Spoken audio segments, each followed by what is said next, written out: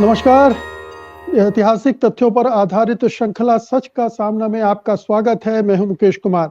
दोस्तों, माना जाता है कि सम्राट अकबर ने, बादशाह अकबर ने सभी धर्मों के बीच एक सौहार्द पैदा करने के मकसद से, उनके बीच जो बैर भाव पनप उठता है उसको खत्म करने के मकसद से एक नया धर्म चलाया था, दीन-ए इलाही, यानी ईश्वर का धर्म। इस धर्म में उसने सभी धर्मों के उन सकारात्मक तत्वों को मिलाया था जो मानवता के हितकारी हों और जिनसे जो आपसी झगड़े हैं उनको बल ना मिलता हो, आपस में शांति और भाईचारा बढ़ता हो, सहिष्णुता में इजाफा होता हो। हालांकि ये भी कहा जाता है कि ये कोई धर्म उन्होंने नहीं बनाया था, बल्कि ये उनकी राजकाज की एक नीति थी, जिसके जरिए वो सभी धर्मों को सम्मान भी करते थे और उन धर्मों के बीच कोई मनमुटाव ना हो उसको दूर करने की कोशिश भी करते थे। दीन-ए इलाही के नाम को लेकर भी कुछ मतभेद देखे जाते हैं। जाने माने सामाजिक कार्यकर्ता और इतिहास के जानकार प्रोफेसर राम पुनियानी हमारे साथ हैं, तो आइए उनसे इसके बारे में थोड़ा और विस्तार से जानने की कोशिश करते हैं। कार्यक्रम में आपका स्वागत है प्रोफेसर पुनियानी। धन्यवाद। प्रोफेसर पुनियानी, ये तो हम सब जानते हैं, ये ऐतिहासिक रूप से पुष्ट है कि अकबर बहुत पढ़ा लिखा नहीं था, मगर उसमें राज करने की सूझबूझ थी, तभी उसने अपने साम्राज्य का विस्तार भी किया और कमोबेश उसको अच्छे से चलाया भी, और उसमें मेल जोल रखने का एक बहुत उसमें उत्साह रहता था, और शायद यही इसी सोच का नतीजा था दीन-ए इलाही। देखिए, ये अकबर के बारे में आपने जो बात कही वो बिल्कुल सच है, क्योंकि उन्होंने एक तो साम्राज्य विस्तार में जो राजाओं के साथ उनकी लड़ाई होती थी, बाद में समझौता और उनसे वो काफ़ी करीबी रिश्ते बना लेते थे, क्योंकि उस समय ये भी एक परंपरा थी कि राजाओं अपने राज्य के विस्तार के साथ साथ वो राजाओं की बेटियां या बहन बहन से शादी करना। तो इसके साथ साथ अकबर ने क्या किया, उन अपने रिश्तेदारों को दूर न रखते हुए अपने दरबार में आमंत्रित किया और उनको प्रशासन में शामिल किया। तो पहली बात तो ये है। तो ये उसके जो आपने जैसे कहा कि उसके राज्य विस्तार की नीति का एक भाग हो सकता है थोड़ा-सा। पर दूसरा एक ऐसा है कि कोई भी व्यक्ति, 2 व्यक्ति एक समान नहीं होते, और अकबर में एक प्रकार की धार्मिक प्रवृत्ति थी। धार्मिक प्रवृत्ति ऐसी थी कि वो, जहाँ तक इस्लाम का सवाल है, इस्लाम की सूफ़ी परंपरा से ज़्यादा प्रभावित थे, और अजमेर के निज़ामुद्दीन औलिया को वो बार-बार उनको प्रणाम करने जाते थे, उनसे मिलने जाते थे। तो उनके बीच में एक धर्म के मर्म के जैसा मैं कहूँगा कि धर्म का मर्म उन्हें थोड़ा-सा ज्ञात था। इसलिए वो धर्मों के बीच में एक कॉन्फ्लिक्ट या संघर्ष नहीं देखते थे, एक प्रकार का मेल-जोल देखते थे। और ये उनकी बाकी नीतियों में भी दिखता था कि उन्होंने अपने राज्य में मंदिरों के बनने को प्रोत्साहित किया, जो धार्मिक स्थानों पर टैक्स था उसको ख़त्म किया, और तो और उस समय ईसाई जो आ रहे थे, ईसाई तो वैसे पहली शताब्दी से यहाँ आए हुए थे, पर उन्होंने यहाँ चर्च बनाने के लिए भी एनकरेज किया, और ईसाइयों का भी, ईसाई धर्मगुरुओं का भी उन्होंने अपने राज्य में आदर किया। तो पहली बात तो ये कि उनका दूसरे धर्मों के प्रति देखने का जो रवैया था वो संघर्षपूर्ण नहीं था, बल्कि मेल-जोल पूर्ण था। तो यहीं से उनकी जो कल्पना आई दीन-ए इलाही की, जो उन्होंने समानता देखी सूफ़ी धर्म, सूफ़ी इस्लाम में या यहाँ की भक्ति परंपरा में, उसका ही परिणाम था कि उन्होंने ये दीन-ए इलाही नाम के धर्म को निश्चित रूप से चलाने की कोशिश की। और उसमें मुख्य बात पूजा पाठ, कर्मकांड और धर्मस्थल नहीं थे। उसका मुख्य भाग जो था वो थे धर्म के नैतिक मूल्य, और ये मैं अपनी भाषा में कह रहा हूँ, धर्म के नैतिक मूल्य। उन्होंने 2-3 बातों पर ज़्यादा जोर दिया। एक तो घमंड नहीं होना चाहिए, दूसरा नम्रता होनी चाहिए, और तीसरा अलग-अलग धर्मों के जो अच्छे सिद्धांत थे वो उनका जोर ज़्यादा सिद्धांत पे था। तो इसलिए दीन-ए इलाही का जो एक वर्जन उन्होंने सामने रखा, दीन-ए इलाही को रखा, उसके पीछे मुख्य रूप से यही था कि अगर समाज में सामंजस्य बना रहे, तो एक तो उनका जो प्रशासन, वैसे उन्होंने, क्योंकि प्रशासन में भी बहुत बड़े-बड़े बदलाव लाए, कि उन्हें जो महान कहा जाता है वो ऐसे नहीं है, क्योंकि उन्होंने काफ़ी ध्यान दिया एक तो पहले राज्य के 10 साल पहले उन्होंने राज्य का विस्तार किया, बाद में उन्होंने अपनी राज्य व्यवस्था को सुचारू रूप से चलने के लिए बहुत सारे परिवर्तन लाए। और इसमें उन्होंने, जैसे टैक्सेशन उस समय बड़ा इम्पोर्टेंट होता था, तो राजा टोडरमल को उन्होंने अपने नवरत्नों में जो उनके थे उनकी मदद से टैक्सेशन सिस्टम किया। और प्रशासन को सुचारू रूप से चलाने के लिए उनके दरबार के जो नवरत्न थे उनमें राजा जी। बीरबल भी थे, टोडरमल भी थे, और उनकी सेना में भी उन्होंने एक प्रकार से व्यवस्था लाई, जिसमें और तो और राजा मानसिंह उनके प्रधान सेनापति थे।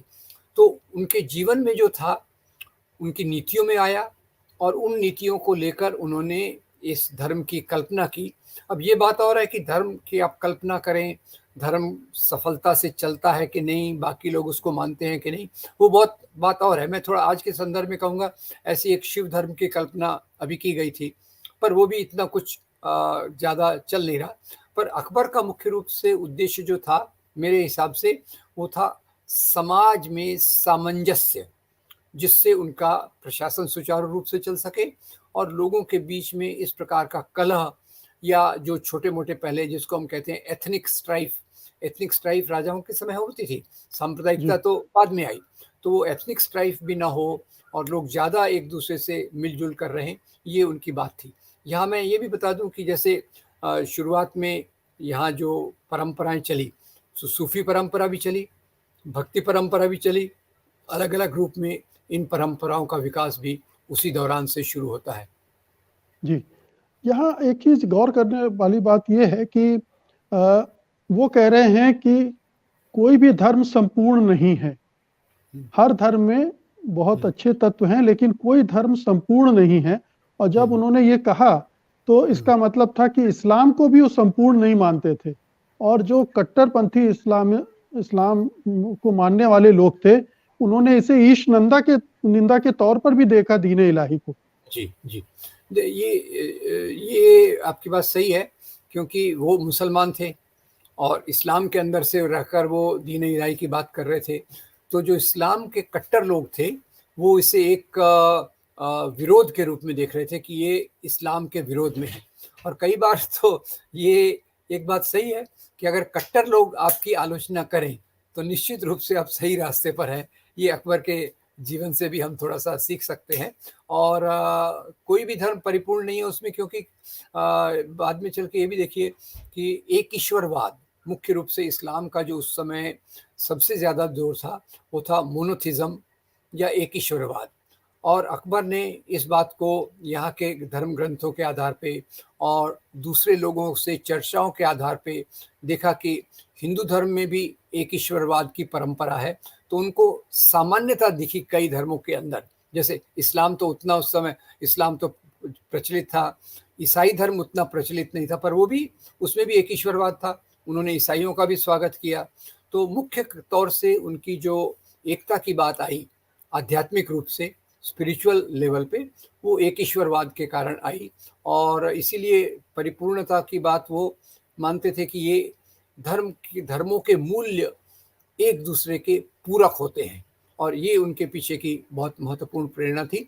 अब ये व्यक्ति के अपने अंदर की बात होती है, क्योंकि सभी मुसलमान राजा इसी प्रकार से नहीं सोचते थे, सभी हिंदू राजा भी इसी प्रकार से नहीं सोचते थे। पर अकबर ने अपने राज्य के विस्तार के साथ साथ इन मूल्यों को भी बहुत महत्व दिया, जिसके कारण शायद उसका प्रशासन ज़्यादा सुचारू रूप से चला। प्रोफेसर पुनियानी, अपनी जीवन के आखिरी दशकों में वो खासतौर पर धार्मिक प्रवृत्तियों, धर्म दर्शन आदि में रुचि लेने लगे थे, और उन्होंने बाकायदा दुनिया भर से, देश भर से ऐसे लोगों को बुलाया, उनसे बातचीत की, उनकी चर्चा करवाई। और फतेहपुर सीकरी में तो उन्होंने एक इबादत खाना ही बनवा दिया था जहां पर इस तरह की बातचीत होती थी। तो ये उनके एक दूसरे तरह से गहराई के साथ धार्मिक होने को भी जाहिर करता है, उस तरह से नहीं जिस तरह से कट्टरपंथी लोग होते हैं, लेकिन आंतरिक रूप से वो आध्यात्मिक रूप से कह लें तो बेहतर होगा कि वो एक धार्मिक प्रवृत्ति के आदमी थे, लेकिन उसमें अहिंसा, शांति, सहिष्णुता, इनको ज्यादा महत्व देते थे, और यही दीन इलाही में भी आ गया। देखिए, ये धर्म के देखे जाएँ तो बहुत सारे भाग होते हैं। बहुत सारे भाग होते हैं जिसमें धार्मिक किताबें, पवित्र स्थल, पूजा स्थल, धर्मगुरु और कर्मकांड ये मुख्य रूप से आते हैं। पर इससे भी जो ऊपर धर्म का भाग होता है, वो होता है धर्म के नैतिक मूल्य और आध्यात्मिक मूल्य। तो अकबर की जो समझ थी धर्म के बारे में, वो ज़्यादातर आध्यात्मिक और नैतिक मूल्यों के साथ थी। जो मैंने बताया कि वो अजमेर के निज़ामुद्दीन औलिया के पास जाते थे, उन्हें आदर प्रकट करते थे। वो इस बात का ही उदाहरण था कि वो धर्म के कौन से पहलू को बहुत महत्व देते हैं। अब यहाँ धर्म तो बहुत एक कॉम्प्लेक्स चीज़ है। कॉम्प्लेक्स मतलब इसके बहुत सारे आयाम होते हैं। लोग किसी भी चीज़ को धर्म के नाम पे प्रस्तुत कर देते हैं। पर जो ख़ास तौर से अकबर और सूफ़ी संत हो गए या भक्ति संत हो गए, इनके बीच में जो मुख्य चीज़ थी, वो 2 चीज़ों को मैं कहूँगा, एक नैतिकता, समाज में सामंजस्य, और दूसरा आध्यात्मिकता। आध्यात्मिकता में जब ईश्वर से संबंध रखना या सुपर पावर से संबंध रखना वो आता है, और नैतिक मूल्यों में आप समाज के दूसरे लोगों के साथ किस प्रकार से संबंध रखते हैं। तो इसमें वैसे तो ये कहानी के रूप में है, पर आप अगर मुग़ल आज़म को भी देखें, मुग़ल आज़म भी मतलब ये ऐतिहासिक डॉक्यूमेंट नहीं है, पर उसको एडॉप्ट करके जो लिया गया है, तो उसमें आप देखें कैसे वो हिंदू कृष्ण जन्माष्टमी में भी वो शामिल होते थे। उनके महल के अंदर एक मंदिर है, और उनके यहाँ जो कृष्ण जन्माष्टमी के समय का उत्सव था, वो मेरे ख्याल से बहुत बड़ा उत्सव था। तो यानी, और तीसरी बात ये है कि दिवाली का जो आज हम जिसके नाम पर बहुत कुछ होता है, तो दिवाली को जश्न-ए-चरागां, यानी फेस्टिवल ऑफ लाइट्स, चिरागों का त्योहार, ऐसा करके वो दीपोत्सव। इसको भी मनाते थे। तो ये चीज़ें एक सहिष्णुता और ओपननेस की बात है, और ये आज इसलिए याद रखने लायक है थोड़ा-सा, क्योंकि आज कई लोग इन चीज़ों पर शंका उठा रहे हैं कि भाई वो त्योहार तो उनका है, आप उसमें कैसे शरीक हो सकते हो? ये त्योहार तो उनका है। तो अकबर के समय से आप देखिए कि एक तरफ वो भगवान कृष्ण के जन्मदिन पर इतना उत्साह से उसमें शरीक होते हैं, और दिवाली पे अगर आप देखिए तो पूरा महल दीपों से सजाया जाता है। तो ये भी एक बहुत महत्वपूर्ण बात है। जी, यहाँ एक बात एक कुछ तर्क आते हैं जो कि अबुल फज़्ल का जो उन्होंने लिखा उसको तर्जुमा हुआ है, उससे आधार पर ये कहा जाता है कि हुँ, दरअसल दीन इलाही कोई धर्म नहीं था। ये जी, सुलह कुल नाम की एक पॉलिसी थी जिसके तत्व दीन इलाही में आए हैं, और ये हुँ। एक धर्म के बारे में उनकी सोच समझ और नीति थी, एक एडमिनिस्ट्रेटिव पॉलिसी थी। तो ये इतिहास क्या कहता है?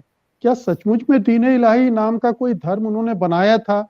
ये या बाद में नाम रख दिया गया, या उन्होंने कुछ और कहा था, उसको धर्म के रूप में ले लिया गया?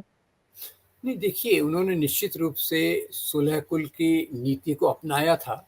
सुलह कुल में आप सभी धर्मों का बराबर आदर करते हैं, और उसी के आधार पे उन्होंने दीन इलाही के सिद्धांत रखे थे।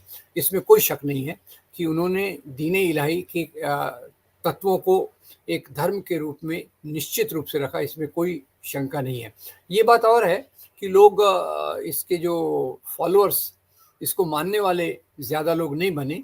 लोग अपने-अपने रास्ते पर चलते रहे, और इसमें एक एपिसोड है अपने भारत एक खोज, श्याम बेनेगल का जो है, उसमें एक एपिसोड है जिसमें अकबर दीन इलाही की किताब अपने जो उनके राज दरबार के नवरत्न हैं, उनको भेंट करते हैं। उसमें हिंदुओं को भी भेंट करते हैं, तो वो कहते हैं अगर आप कहते हैं तो हम इसे स्वीकार कर सकते हैं, पर वास्तव में तो हम हिंदू हैं या मुसलमान हैं। तो निश्चित रूप से उनकी कल्पना तो थी, और इसमें राज्य पॉलिसी से जुड़ाव भी है कि उन्होंने देखा कि अगर आप सभी धर्मों के लोगों को केवल अपने मातहत नहीं देखते, उनकी बराबर इज्जत करते हैं, तो आपका राजपाट भी ज़्यादा अच्छा चलता है। और ये बात हमने अशोक के समय भी देखा। अशोक भी अपने शिलालेखों में इसी प्रकार की बात करते हैं, और उसलिए उनका भी राजपाट विस्तृत भी हुआ, और स्टेबलाइज़ भी हुआ, और चलता भी रहा। तो अकबर के इसमें मुझे मुझे लगता है कि निश्चित रूप से उन्होंने इसे धर्म के रूप में सामने रखा, प्रस्तुत किया।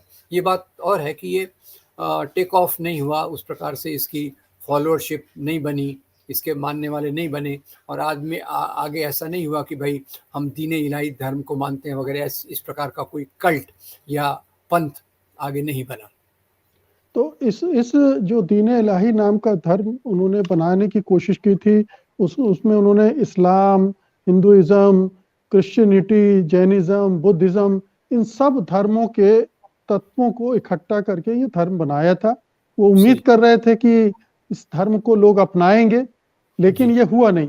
1582 में इस धर्म का उन्होंने स्थापना की, लेकिन उसके बाद क्या हुआ? क्या उनके रहते हुए ये कुछ आगे बढ़ा, या फिर जो अगले बादशाह थे, उनके उत्तराधिकारी जहांगीर, उनके राज में क्या हुआ इस धर्म का? देखिए, एक तो उनके रहते भी इस धर्म के मानने वाले ज़्यादा नहीं आए, कोई नहीं आया, मैं ऐसा कह सकता हूँ। लोग केवल उनका आदर करते रहे कि भाई हाँ, ये हमारे धर्म की बातों को भी अपने धर्म के इसमें रह रहे हैं। तो ये एक धर्म के रूप में जिसको मानने वालों की संख्या होती है, उस रूप में ये नहीं आया।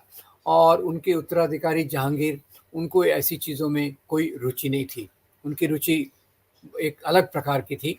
तो उनके बाद तो वो एक कल्ट के रूप में इस धर्म ने ये आगे नहीं बढ़ा और उनके उत्तराधिकारियों ने भी इसके लिए कुछ नहीं किया।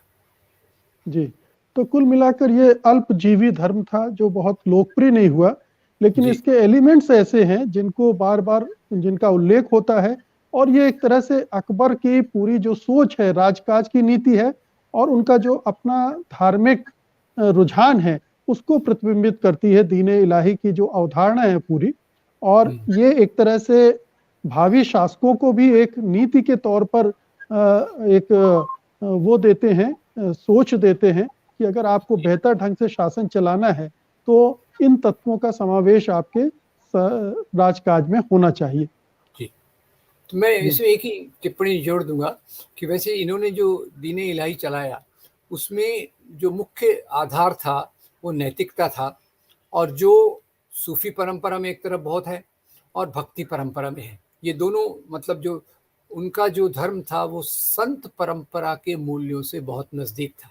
तो भले ही दीन इलाही नहीं चला, पर संत परंपरा बहुत मजबूत हुई, सूफी परंपरा बहुत मजबूत हुई, और वो परंपराओं ने निश्चित रूप से इसी आधार पे समाज के लोगों को जोड़ा। और जहाँ एक तरफ कई लोगों ने आक्रमण करने के लिए, युद्ध करने के लिए जिहाद, धर्म युद्ध, क्रूसेड नाम के शब्दों का इस्तेमाल किया, वहाँ दूसरी ओर संतों ने इसी धर्म के आधार पे लोगों के बीच में मेलजोल पैदा किया। इसीलिए हम देखेंगे कि सूफी संतों को मानने वाले भी दोनों धर्म के लोग हैं, भक्ति संतों को मानने वाले भी दोनों धर्म के लोग हैं, भारत के संदर्भ में मैं कह रहा हूँ। तो ये भले ही अकबर का दीन इलाही उस प्रकार से एक आंदोलन के रूप में या धर्म के रूप में सफल न हुआ, पर उसकी जो आत्मा है वो इन परंपराओं से बहुत नज़दीक है और उन परंपराओं से मिलती जुलती है। बहुत बहुत शुक्रिया प्रोफेसर पुनियानी आज की इस बातचीत के लिए। धन्यवाद आपका। नमस्कार। सत्य हिंदी का ऐप डाउनलोड करें गूगल प्ले स्टोर पर।